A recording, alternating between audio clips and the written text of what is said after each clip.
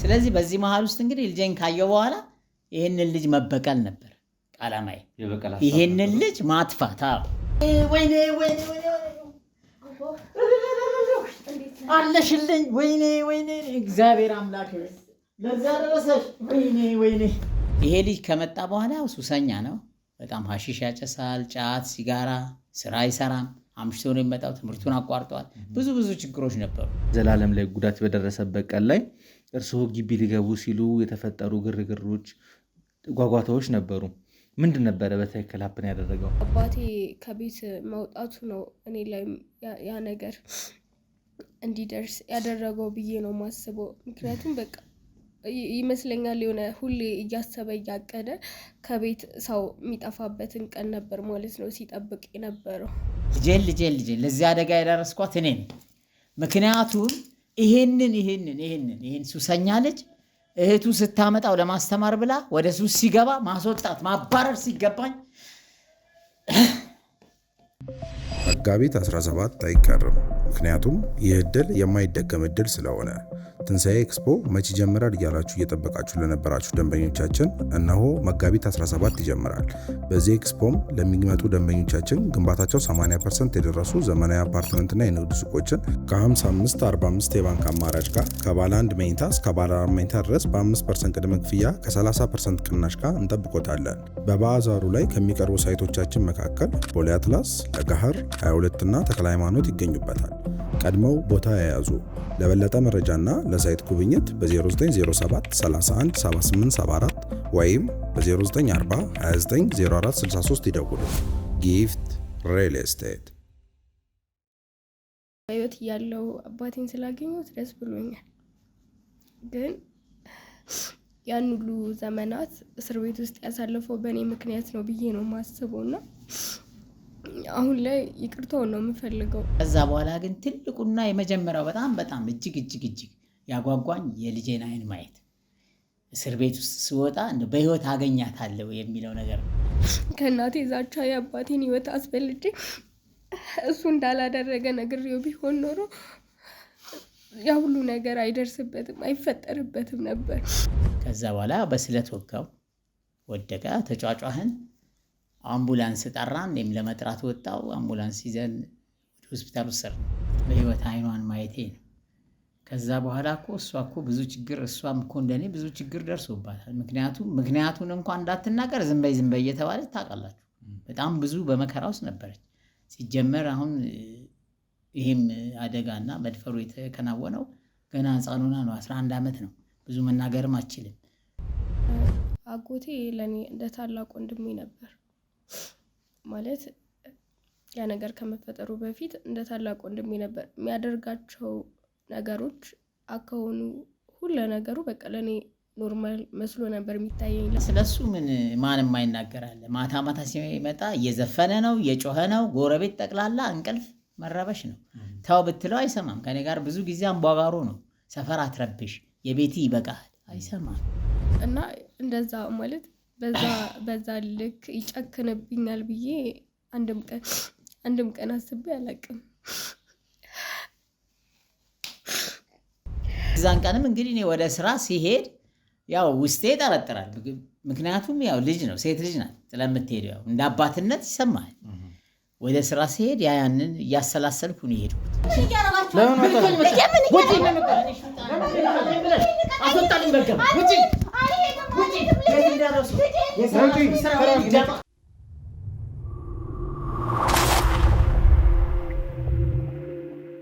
ሰላም ጤና ይስጥልኝ። እንደምን ዋላችሁ፣ እንደምን ቆያችሁ፣ እንደምን ከረማችሁ ውድ የዞላ ቤተሰቦች። እንግዲህ ዛሬም ወንድማችሁ ቴዎድሮስ ተመልሼ መጥቻለሁ። ያው የጀመርነው ታሪክ አለ፣ የጀመርንበት የገባንበት አንድ ኬዝ አለ። ያንን ነገር እንግዲህ እልባት ለመስጠትና እየደረስንበት ያለውን ነገር ለእናንተ መረጃውን ለማቀበል በሚል በተደጋጋሚ እንግዲህ በዞላ ቲዩብ ላይ እየመጣሁ ለእናንተ ያሉትን መረጃዎች እያቀበልኩ እገኛለሁ። ወንድማችን ዞላ እንግዲህ አሁን የተሻለ ሕክምና ክትትል እያደረገ ነው ያለው። በቅርቡ እንግዲህ ወደ ሚዲያው መምጣቱ አይቀርም። ይህን ታሪክ ከያዘበት እና ከገባበት በኋላ በደረሰበት ጉዳት እንግዲህ መጠነኛ ጉዳት ቢያስተናግድም አሁን ግን ነገሮች ሁሉ እየተስተካከሉ መስመሪያቸውን እያያዙ ነው ያሉት። ትላንትናም ደግሞ እኛ አስደሳች ውጤት ይዘን ነበር የወጣ ነው። እንዳያችሁት በቪዲዮ ላይ ተጎጂዋን ነፃ ማውጣት ችለናል። ከእሷም አንደበት ደግሞ በጣም ለመስማት የሚሰቀጥጡ የሚከብዱ ነገሮችን ስንሰማ ነበረ። እህቴ ምን ያህል እንደተጎዳች ምን ያህል ስትሰቃይ እንደነበረ እንግዲህ በቪዲዮ ላይ በደንብ አድርጋችሁ አይታችሁታል ብዬ አስባለሁ። እኔ ችግሯን ህመሟን ለመጋራት ሞክሬያለሁ። በጣም ከሚገባው በላይ ቪዲዮን መቀጠል እስከሚያቅተኝ ድረስ እንግዲህ በእንባ ሳነባ ነበር የነበረው። ከዛም ባለፈ ደግሞ እንግዲህ የወሰድናቸውና ያደረግናቸው የነበሩ ብዙ ነገሮች ነበሩ።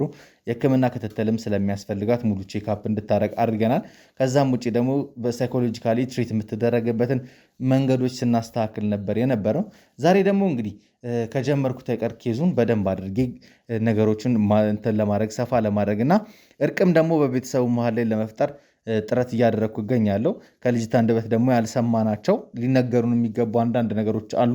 ከዛም ውጭ ደግሞ ለእሷም ሰፕራይዝ አዘጋጅቼላታለሁ። ያዘጋጀው ሰፕራይዝ ምንድን ነው? በዚህ ቪዲዮ ላይ ታገኙታላችሁ ብዬ ተስፋ አድርጋለሁ። ለማንኛውም ውድ ቤተሰቦቼ ሁሌም እንደምላችሁ ቪዲዮን ከመጀመራችሁ በፊት ላይክ ማድረጋችሁን አትርሱ። ይሄ ደግሞ መልእክት ለብዙ ሰዎች እንዲዳረስልንና ማስተማሪያ ይሆን ዘንድ ቪዲዮን በተቻለ መጠን ለወዳጅ ዘመዶቻችሁ ሼር አድርጉት። እስከ ፕሮግራሜ ፍጻሜ ድረስ አብራችሁን ቆዩ።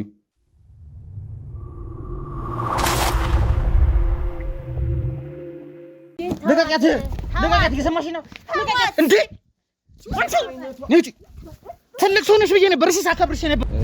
ከእሱ ጋር ብዙ ጊዜ በገንዘብ እንደሚጨቃጨቁ ነግሮኛል።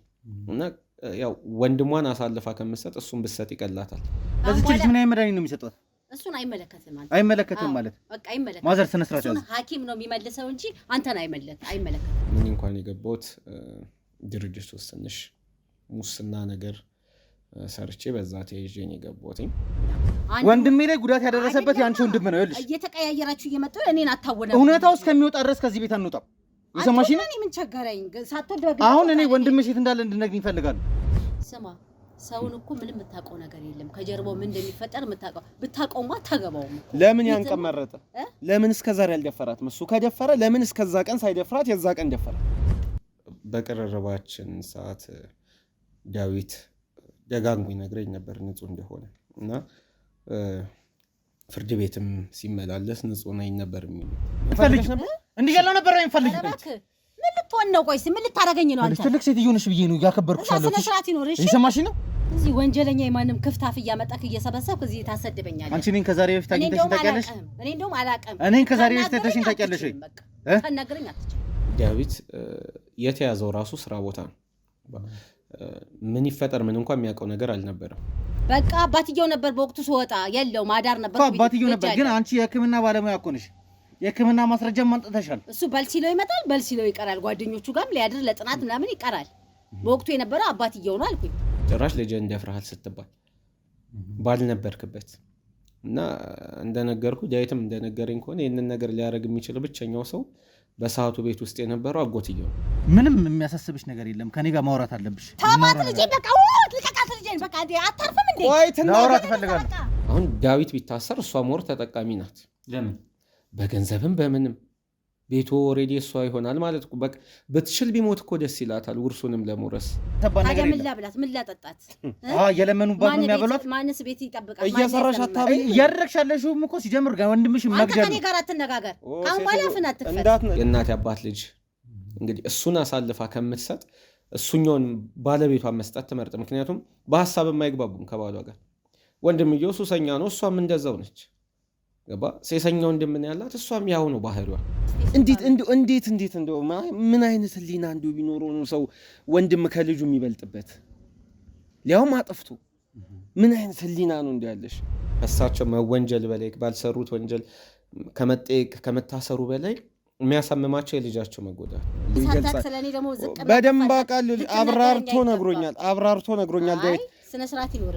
ስለ ወንድምሽ ባህሪ ንገሪኝ። ወንድሜማ ሰው ነው በቃ እንደማንኛውም ሰው ይቅማል፣ ያጨሳል፣ ምንም ማድረግ አልችልም። እንደማንኛውም ማስጣል መክረነዋል። እንደማንኛውም ሁሉን ነገር አውቃለሁ። ካንቺ አንደበት መስማት እፈልጋለሁ። ማን ነው ድርጊቱን ያደረገብሽ? ታወራው ነገር የላትም። ማን ነው ድርጊቱን ያደረሰብሽ? ልቀቂያት! እየሰማሽ ነው እንዴ? ትልቅ ሰው ነሽ ብዬ ነበር ሳከብርሽ ነበር።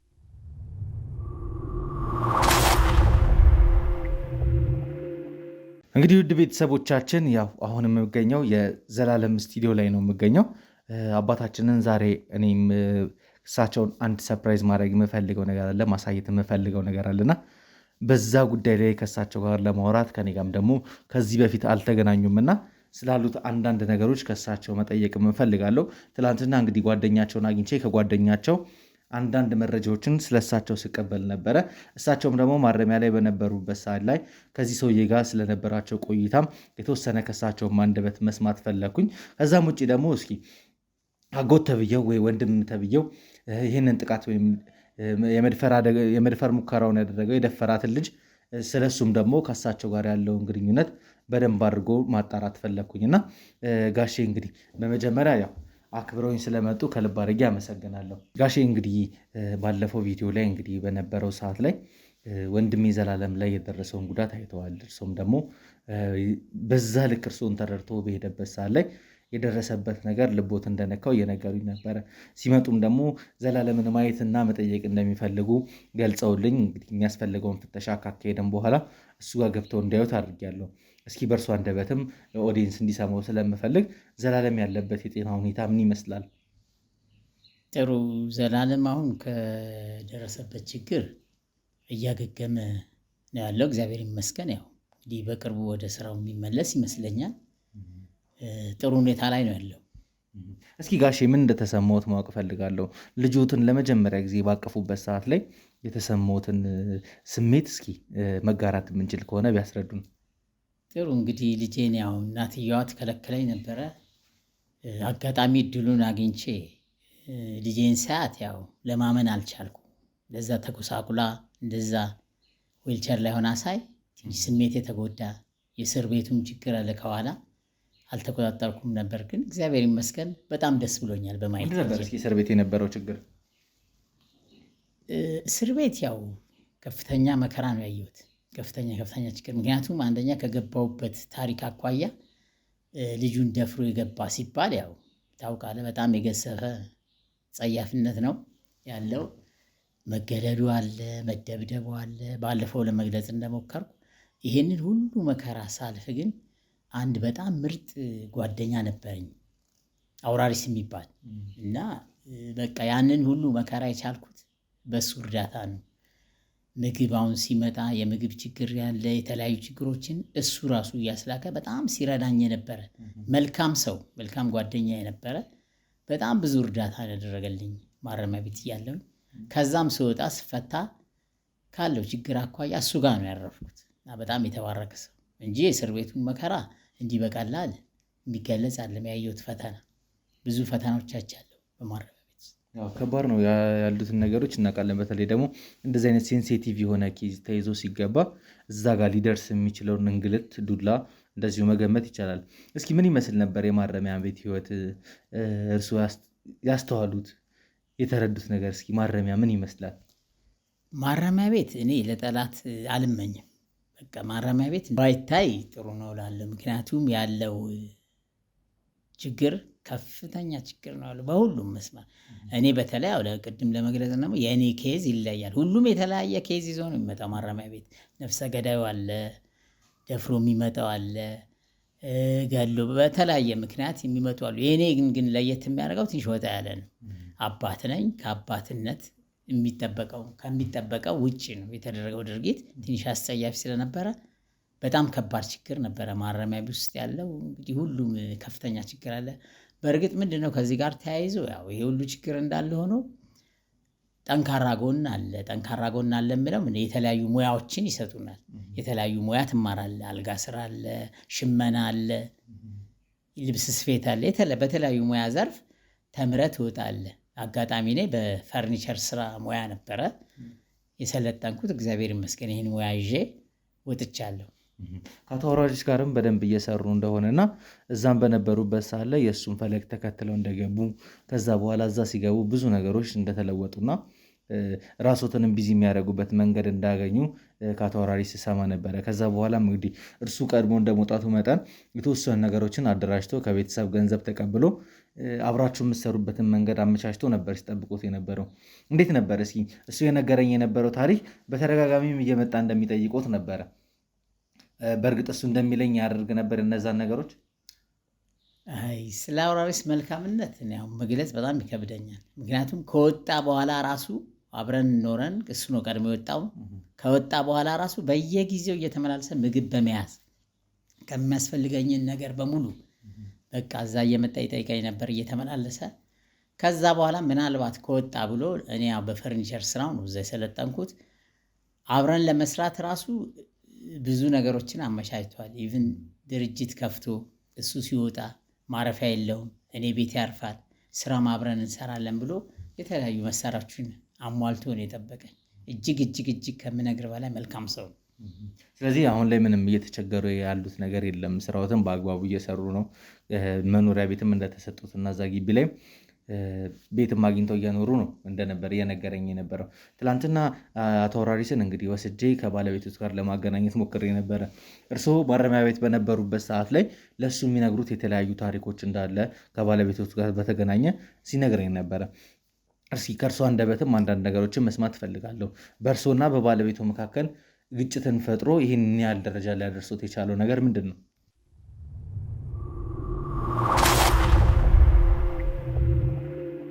አዎ እንግዲህ ያው ከእሷ ጋራ በፍቅር ነበር የምንኖረው እንደሚታወቀው። ከጊዜ በኋላ ግን አንድ ወንድሟን ለማስተማር አመጣቸው። ታሪኩ እንደሚታወቀው ይሄ ልጅ ከመጣ በኋላ ያው ሱሰኛ ነው። በጣም ሀሺሽ ያጨሳል፣ ጫት፣ ሲጋራ፣ ስራ አይሰራም። አምሽቶ ነው የሚመጣው። ትምህርቱን አቋርጧል። ብዙ ችግሮች ነበሩ።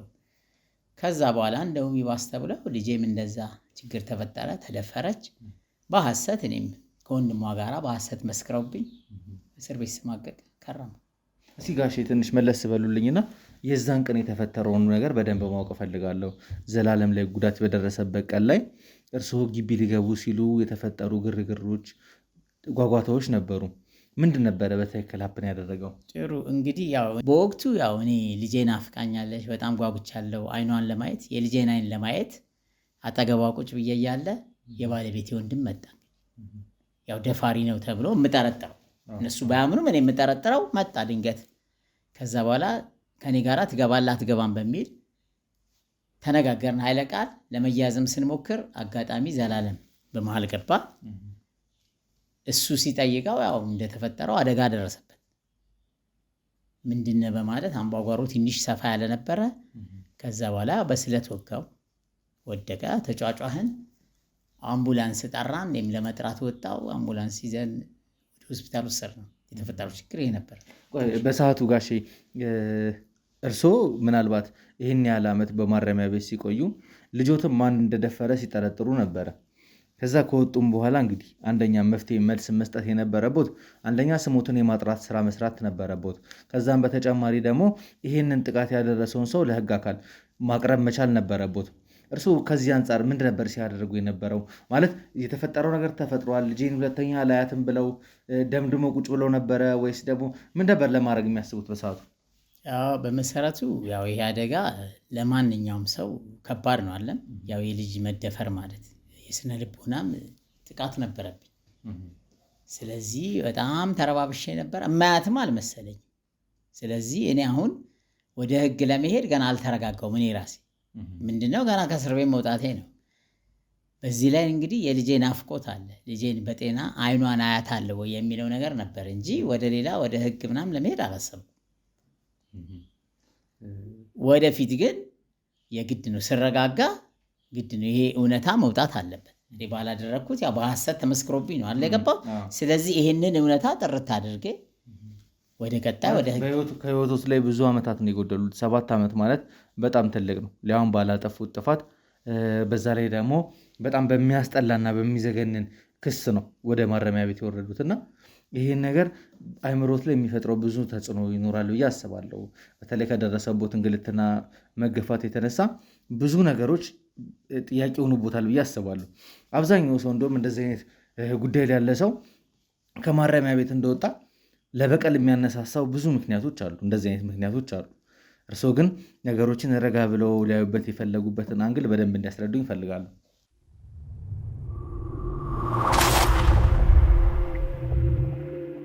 ጥሩ። ያው ማረሚያ ቤት እንግዲህ ከብዙ መከራ በኋላ ስወጣ እጅግ በትልቁ የሚያሳስበኝ የነበረው በመጀመሪያ ደረጃ የልጄን አይን ማየት ጉጉት የነበረው እና በወቅቱ እንግዲህ ያው በእርግጥ ያው እስር ቤት እየተመላለሰ ቅድም ለመግለጽ እንደሞከርኩት ይጠይቀኝ ነበር። እንደገና ቃል ገብቶልኛል ፈርኒቸር እንደምሰራና የመስሪያ ድርጅቶች እና የመኖሪያ ቤት አንድ ክፍል እንዳዘጋጀልኝ ነው። ግን ያንን አላረጋገጥኩም።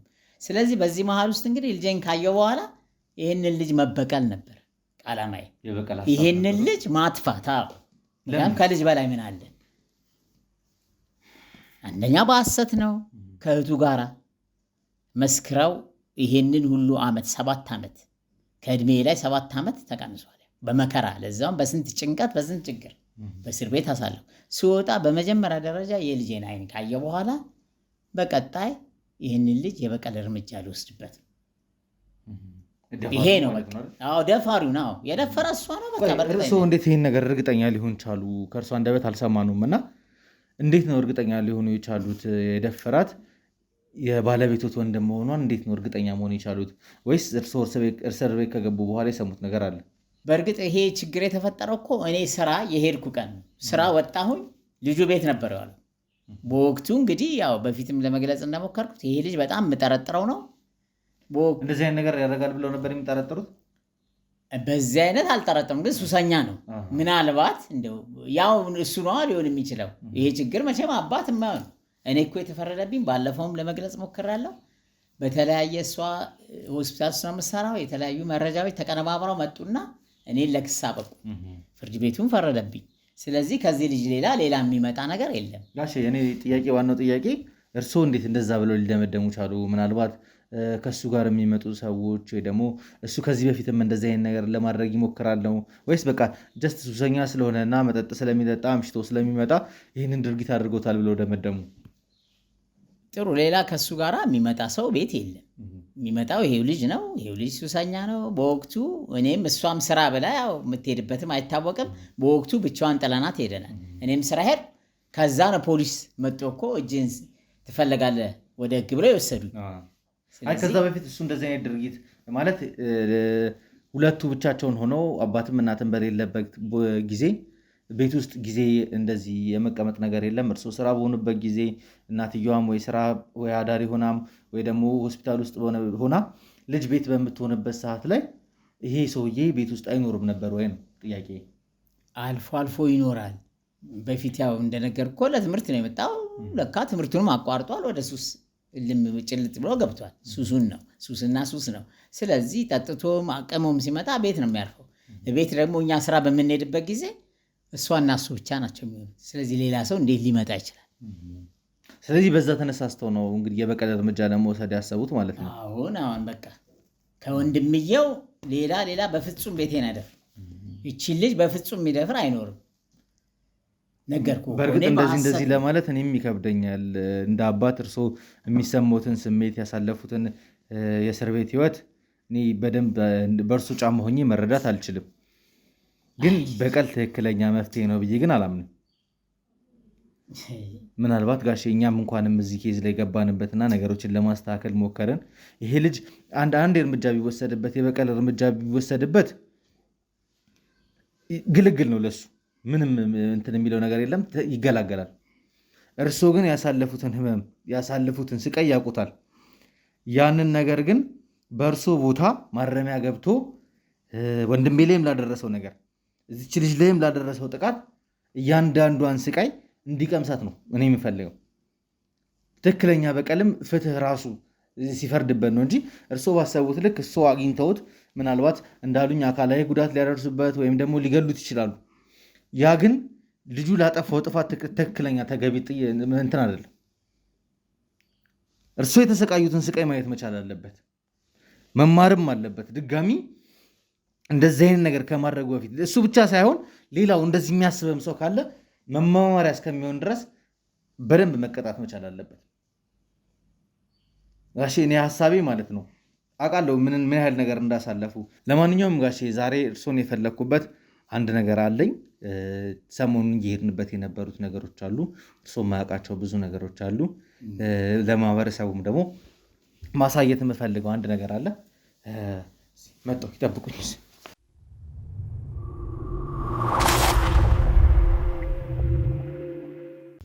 ወይኔ ልጄ፣ ወይኔ አለሽልኝ። ወይኔ ወይኔ፣ እግዚአብሔር አምላክ ለዛ ደረሰሽ። ወይኔ ወይኔ፣ እንዴት ነሽ?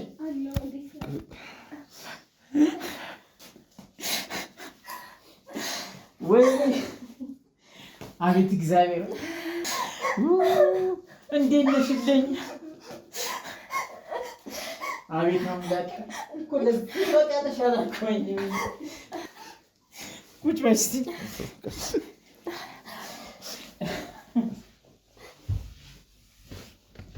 እንዴት ነሽ?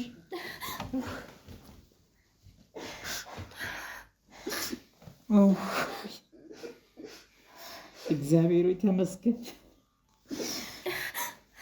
እንዴት ነሽ?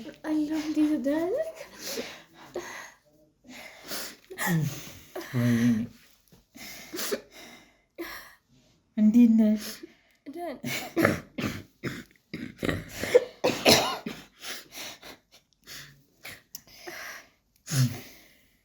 እሺ በቃ አሁን ሁሉም አልፏል። ወይ ማለት በቃ እንደዋዛ ሁሉም አልፏል እኮ። አይ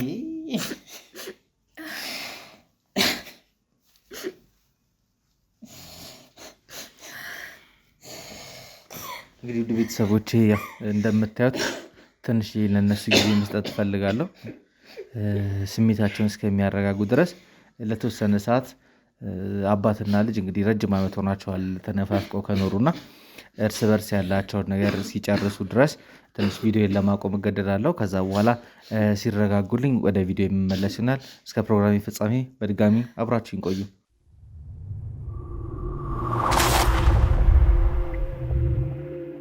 እንግዲህ ውድ ቤተሰቦቻችን ትንሽ ልብ የሚነካ ነገር ነው እዚህ ጋር እያየን የነበረው። ለረጅም ዓመታት እንግዲህ ተነፋፍቀው የነበሩትን ናፍቆት የነበረውን እቅፍ አባታችን እንግዲህ አግኝቶታል። እንጃ እኔ እንዴት ብዬ መግለጽ እንዳለብኝ አላቅም። በጣም ደስታም እየተሰማኝ ነው ያለው፣ በዛ ላይም ደግሞ ቁጭት እየተሰማኝ ነው ያለው። ይህን ያህል ጊዜ እንግዲህ በገዛ እናቷ ይህን ያህል መከራና እንግልት ደርሶባት አባትም ደግሞ በገዛ ባለቤቱ ሁሉ ነገር አሳልፎ ዛሬ ላይ እንደዚህ ሆነው ማየት ትንሽ ልብ የሚነካ ነገር አለው። ጋሼ አሁን ተነጋግረናል፣ ሁሉ ነገር አልፏል። አሁን ትንሽ ረጋ ብለን ያው ትላንትና ከእሷ ጋር ብዙ ነገሮች ስንጨዋወት ነበረ፣ የተወሰኑ ነገሮችን ስትነግረኝ ነበረ። ግን ጀምረን ያልጨረስናቸው ታሪኮች አሉ። ትላንትና ላይ ካለሽበት ስሜት ዛሬ የተሻለ ላይ እንደሆንሽ አውቃለሁ። አባትሽንም ስላገኘሽ ትላንትና ደግሞ ከመቅዲ ጋር ባሳለፍሽው ጊዜ ደስተኛ እንደነበርሽ ምናምን ነግረሽኛል። ምናልባት የከሰርሽውን ወይም ደግሞ ያመለጠሽን ልጅነትሽን ላልመልስልሽ እችላለሁ። ግን ከዛ ውጭ ግን በተቻለ መጠን ከአባትሽ ጋርም እየተነጋገርን ሁሉን ነገር ለማስተካከል ጥረት እናደርጋለን። እስኪ እየተሰማሽ ያለውን ስሜት ንገሪኝ። ማለት በህይወት እያለው አባቴን ስላገኘሁት ደስ ብሎኛል። ግን ያን ሁሉ ዘመናት እስር ቤት ውስጥ ያሳለፈው በእኔ ምክንያት ነው ብዬ ነው የማስበው እና አሁን ላይ ይቅርታውን ነው የምፈልገው። ማለት ማውራት እየቻልኩኝ በሐሰት ነው የተመሰከረበት፣ በሐሰት ነው ተፈርዶበት 7 ዓመት ሙሉ ሲደበደብ ሲቸገር ብቻ ብዙ ነገር እየሆነ ያን ሁሉ ዓመታትን አሳልፏል እና ያ ሁሉ በደል ያ ሁሉ ስቃይ የደረሰበት በእኔ ምክንያት ነው ብዬ ነው ማሰብ። የዛኔ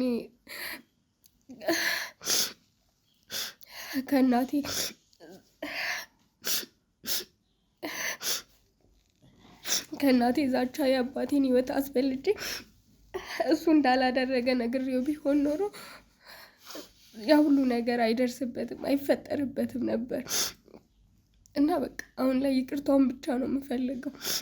በእኔ ምክንያት ነው ያ ሁሉ ነገር የደረሰበት። እሱም መኖር ያለበትን እድሜውን አልኖረም። መስራት መለወጥ የሚችልበትን እድሜውን እስር ቤት ውስጥ ነው ያሳለፈው እና በቃ ይቅርታ እንዲያደርግልኝ ብቻ ነው የምፈልገው።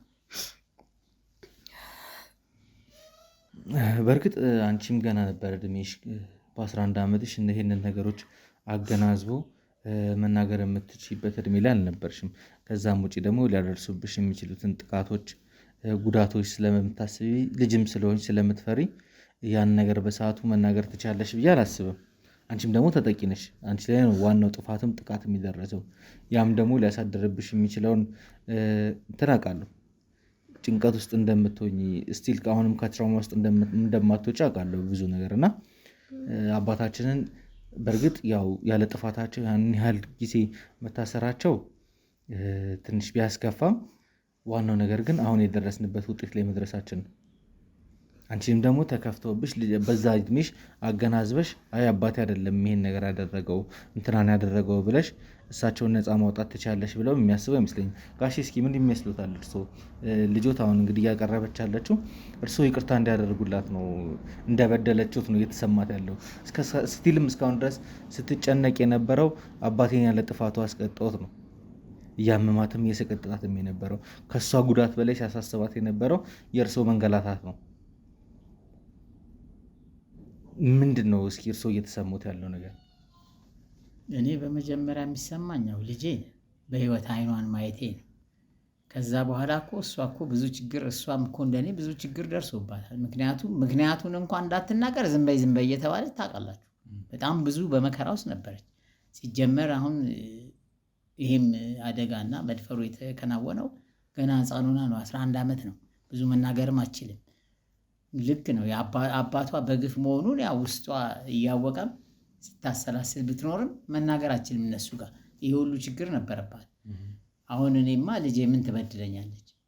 ይቅርታ በእርግጥ እሷ አሁን ያው ለመግለጽ እንደሞከርኩት የመናገርም እኮ እድል አይሰጧት። ሲቀጥል ደግሞ እኔ ሳስበው በቃ ልጄን ለዚህ አደጋ ያደረስኳት እኔ ነኝ።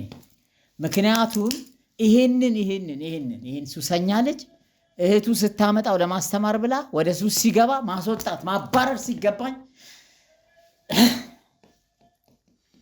በቃ ልጄ ለዚህ አደጋ የዳረኳት እኔ ነኝ ይቅርታ መጠየቅ የሚገባኝ። ማባረር በቤቴ ስችል ይሄ ሁሉ አደጋ አይመጣም ነበር። አባታችን ይቅርታ ስሜቶትን ያረጋጉት።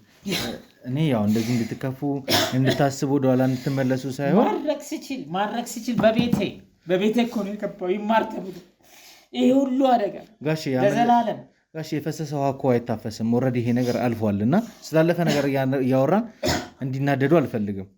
ጥፋቱ የሁለታችሁም ጥፋት አይደለም። በቃ ፈጣሪ ይሁን ያለው ነው በህይወታችሁ ውስጥ እንዲሆን ያደረገው። ምናልባት ከፋም አደጋ እየጠበቃችሁ ሊሆን ይችላል። ማን ያውቃል? እኔ አሁን ስሜታችሁን የሁለታችሁን ስሜት መረዳት ስለፈለግኩኝ ለኦዲየንስም ደግሞ ያላችሁበትን ሁኔታ ማሳየት ስለፈለግኩኝ እንጂ ቁስላችሁን እየቀሰቀስኩኝ ወይም ጨው እየነሰነስኩኝ እናንተ ወደ ሀዘን ውስጥ እንድገቡ አይደለም። ዋናው ዓላማ ምንድነው? በሁለታችሁ መካከል ያለውን ነገር በተቻለ መጠን ለህብረተሰቡ ማሳየት። እዛ ደግሞ አንቺን ትላንትና የነበርሽበትን ነገር አይተዋል። ሁላችንም ስናነባ ነበር። የነገርሽን የነበረው ታሪክ በጣም ማለት ለመስማት የሚከብዱ የሚዘገንኑ ነገሮች ናቸው። በልጅነትሽ ማየት የሌለብሽን ነገር ነበር ስታሳልፍ የነበረውና ከዛ ውስጥ አሁን ያለሽበትን ለውጥ ለማሳየት ከአባትሽ ጋር ለማገናኘት ነው ይህን ቪዲዮ እየቀረስኩ ያለሁት እንጂ እናንተን ወደኋላ መልሰን የነበራችሁበትን ስቃይ እንድታስታውሱ ስትፈልጊ አይደለም። ይቅርታ ካጠፋሁኝም ደግሞ ያን ነገር ካደረግኩኝና ካስከፋኋችሁ በጣም ይቅርታ እንድታደርጉልኝ እፈልጋለሁ። አንቺም ደግሞ ያው ራስሽን መውቀስ አይገባሽም። የሆነው ሆኗል። ካሁን በኋላ ወጣት ነሽ፣ ጠንካራ ነሽ፣ ብዙ ነገሮችን ማስተካከል ትችላለሽ። አባትሽን መደገፍ የምትችይው አንቺ ነሽ። ምናልባት እስኪ ትንሽ የማይደብራችሁ ወይም ይቅርታ የምታደርጉልኝ ከሆነ እስኪ ስለ አጎትየው አንዳንድ ነገሮች እንድነግሩኝ እፈልጋለሁ። ቤት ውስጥ እስኪ ይሄ ነገር ከመፈጠሩ በፊት የነበራችሁ ግንኙነት ምን ይመስል ነበረ? ከአንቺ ጋርስ የነበረው ቅርርብ ምን ይመስል ነበር? አጎቴ ለእኔ እንደ ታላቅ ወንድሜ ነበር። ማለት ያ ነገር ከመፈጠሩ በፊት እንደ ታላቅ ወንድሜ ነበር። የሚያደርጋቸው ነገሮች አካውኑ ሁሉ ነገሩ በቃ ለእኔ ኖርማል መስሎ ነበር የሚታየኝ። ለምን ልጅ ነኝ፣ ምንም አውቀው ነገር የለም። እንደዚህ አይነት ነገር ሲፈጠርብኝ ሲደርስብኝ ነው እንጂ እንዲህ አይነት ነገርም አለ ብዬ ማሰብ የቻልኩት። ከዛ በፊት ምንም አውቀው ነገር የለም። እንደ ወንድም እንደ አባት በቃ ለእኔ ሁሉ ነገር እንደሆነ ነበር ማስበው። እና እኛ ጋር ለመኖር ሲመጣም በቃ ጤነኛ ልጅ ነበር፣ ግን ሱስ አለበት እንጂ ሌላ የከፋ እንትን ጸባይ ምናምን የለውም። እና እንደዛ ማለት በዛ ልክ ይጨክንብኛል ብዬ አንድም ቀን አስቤ አላውቅም።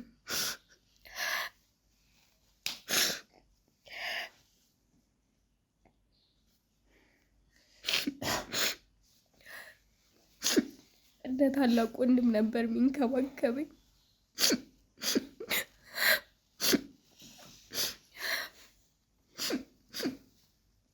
መስሎ ገብቶ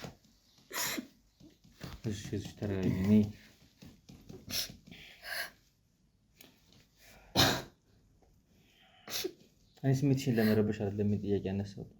የነበራችሁን ግንኙነት ምን እንደሚመስል ከዚህ በፊት እንደዚህ አይነት አፕሮች ከነበረው ምናምን ለማወቅ ነው እንጂ እኔ ስሜትሽን ለመረበሽ አይደለም። ያለሽበት ኮንዲሽን ይገባኛል።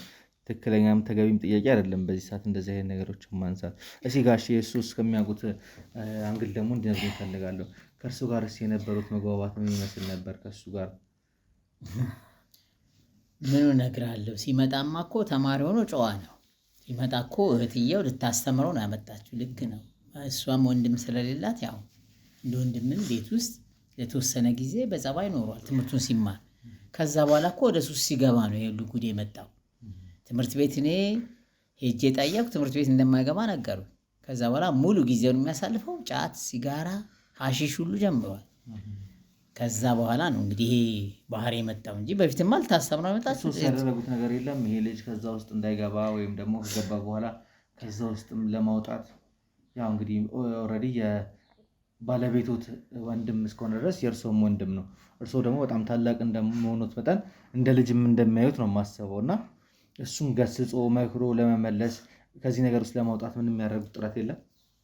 ጥሪ ያለው መክሬዋለሁ በግል ከዚህ ሱስ ውስጥ ወጥቶ ትምህርቱ እንዲማር በተከታታይ ነግሬዋለሁ፣ ግን ሊሰማኝ አልቻለም። ሱስ ስለሆነ ያው ጭልጥ ብሎ ሱስ ውስጥ ገብቷል።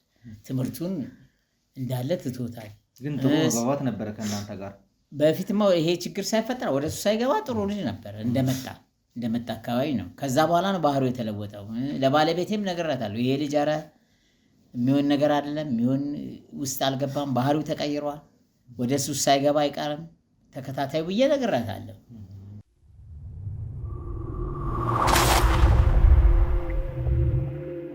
እስቲ ጋሼ በቀኑ ላይ እንግዲህ በዕለት ዕለት ይሄ ድርጊት በሆነበት ሰዓት ላይ ማለት ነው የነበረበት ሙድ ማወቅ ፈለግኩ። ምን አይነት ስሜት ውስጥ ነበረ ሆኖ አንተ ከቤት ጥለህ የወጣኸው? ጥሩ እንግዲህ ያው ልጁ 4 ሰዓት እኮ ከሱስ አይለይም። እንደነገርኩ ጫት ነው፣ ሲጋራ ነው፣ ሀሺሽ ነው። አንዳንድ ጊዜ እኮ እንደውም ጭራሽ ምን እንደሆነም አታውቀውም፣ ይቀየራል። ስለዚህ ከሱስ ተለይቶ አላውቅም። ገንዘብ ምንጭ ምንድን ነው? እነዚህ ነገሮች ለማድረግ ገንዘብ ማን ነው የሚሰጠው? ማን ነው የሚረዳው? አላውቅም ገንዘብ ከየት እንደሚያምጣ። እንግዲህ ጓደኞቹ ይሆኑ ሌቦች ይኖሩ አቀባብል ይሆን አላውቅም። ውጭ የሚውለው ያው ሰክሮ ነው የሚመጣው። በሱስ ጫቱን ቅሞ ነው፣ ሲጋራ እያጨሰ ነው። የዛን ቀንም እንግዲህ እኔ ወደ ስራ ሲሄድ ያው ውስጤ ይጠረጥራል። ምክንያቱም ያው ልጅ ነው፣ ሴት ልጅ ናት ስለምትሄደው ያው እንደ አባትነት ይሰማል። ወደ ስራ ሲሄድ ያንን እያሰላሰልኩ ነው የሄድኩት። ያው እንደፈራሁት እንግዲህ ከዛ በፊት እንደዚህ አይነት ነገሮች ነበረ? እንደዚህ አይነት ነገር ያደርጋል ብሎ ይጠረጥሩ ነበር? አይ እንደው ምናልባት መቼም በመጠጥ ኃይል የተናወዘ ሰው ምናልባት ሊሳሳት የሚችል የውስጤ ጥርጣሬ አለኝ። ምክንያቱም ያመሻል፣ እንደፈለገው ነው የሚገባው፣ ጫት ቅሞ ነው የሚቀማው። ሀሺሽ ደግሞ ታውቃለህ፣ ሀሺሽ ማለት እንዳለን የሚቀየረው የሰውን ልጅ አይደለም። እንዲህ አይነት ነገር ነው፣ ሌላም ነገር ሊሰራ ይችላል። ስለዚህ ያ ነገር በውስጤ ያ ሁሌ ያብከነክናኝ ነበረ። በዛን ዕለትም እንግዲህ ወደ ስራ ሄድኩኝ፣ እሱ ነበረ ያው ከሱስ ተለይቶ አያውቅም። ያው ትንሽ ሞቅ ብሎት ነበር። አድሮ እንኳን እኮ ጠዋት ልጁ እኮ በአንጎበር ሌላ ሰው ነው። ማታ የጠጣው ጠዋት አይለቀውም። በስካር መንፈስ ነው ጠዋት ራሱ እንዴት አደርክ ሲል እና አስቸጋሪ ነው። ሲሄድ እንግዲህ ያው ብዙ ነገር እንደዚህ አይነት ሰዎች እንግዲህ ብዙ ነገር ያሻክራሉ። በተለይ ማህበራዊ ኑሮ ላይ በጣም ብዙ የሚፈጥሩት ኢምፓክቶች አሉ። እርስዎ ደግሞ የኖሩበት አካባቢ ላይ እንግዲህ ጎረቤቶቹንም ሄጄ ጠይቄ ነበርና ይሄ ልጅ ጠጥቶ በሚመጣበት ሰዓት ላይ ሰፈሩን እንደሚረብሽ ከእርሶ ጋር ደግሞ በጣም በተደጋጋሚ ግጭት ውስጥ እንደምገቡና በዛ ግጭት የተነሳ ሰው ምርር ብሎት እንደነበረ ነበር ሲነግረኝ የነበረው።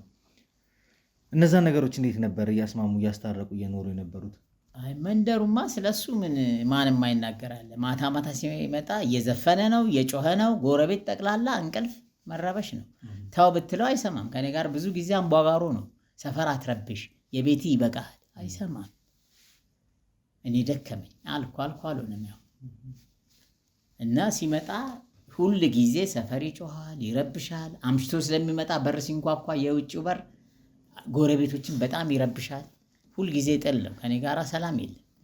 ተው ነው አይሰማም እንጂ መንደረተኛው ሁሉ በጣም በጣም በጣም በጣም ነው የተቸገረው።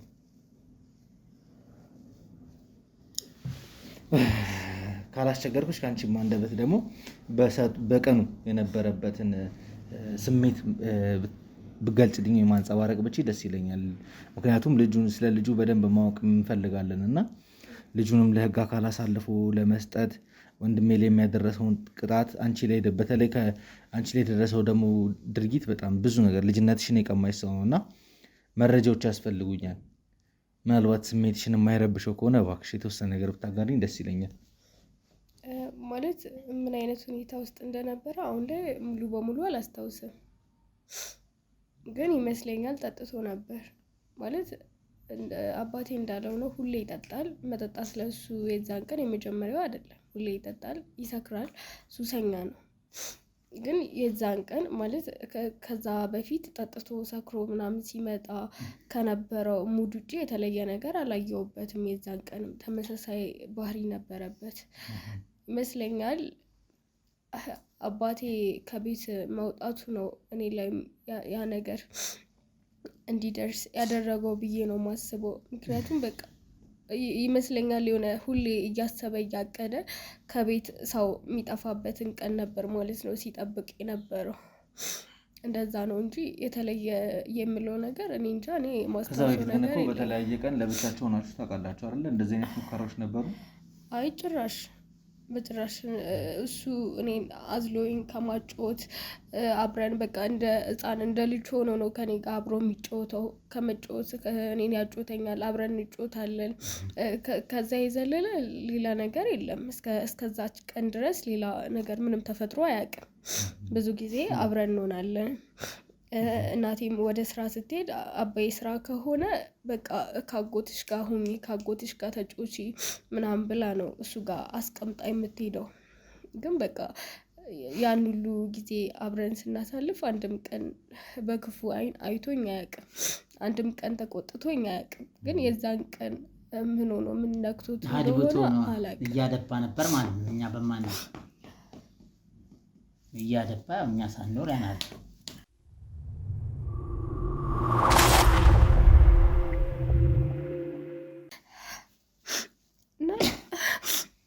እንደ ታላቅ ወንድም እንዳጎት ይንከባከበኝ ነበር። አንድም ቀን ምንም አይነት ነገር አጉድሎብኝ አያውቅም። ለምን መጣሽ? ለምን መጣሽ?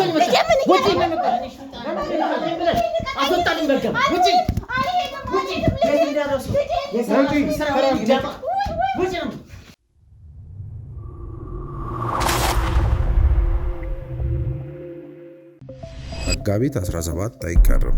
ምክንያቱም ይህ እድል የማይደገም እድል ስለሆነ። ትንሣኤ ኤክስፖ መቼ ይጀምራል እያላችሁ እየጠበቃችሁ ለነበራችሁ ደንበኞቻችን እነሆ መጋቢት 17 ይጀምራል።